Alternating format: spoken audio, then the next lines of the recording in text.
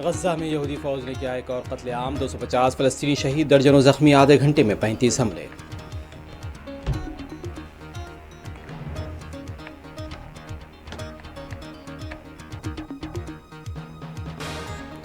नागपुर में गुज़िश्ता रात पेश आए पुरतशद्दुद वाक़यात के बाद इस्तराबा में सुकून, 40 से ज़्यादा गिरफ्तार, 22 पुलिस स्टेशन के हुदूद में कर्फ्यू नाफिज।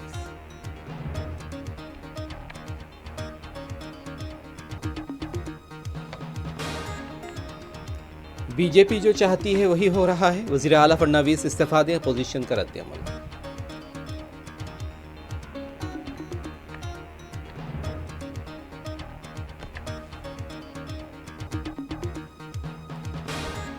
महाराष्ट्र असेंबली के अहाते में शिंदे, शिवसेना और बीजेपी अरकान का एहतजाज, शहंशाह औरंगजेब आलमगीर की मज़ार को हटाने का मुतालबा।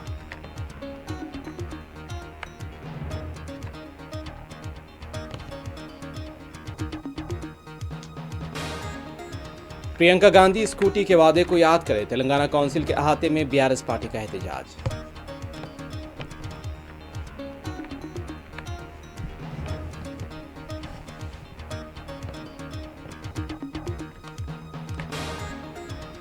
हूसियों के मजीद हमले को बर्दाश्त नहीं किया जाएगा, हूसियों का हमला ईरान की तरफ से तसव्वुर किया जाएगा, ट्रंप ने किया खबरदार।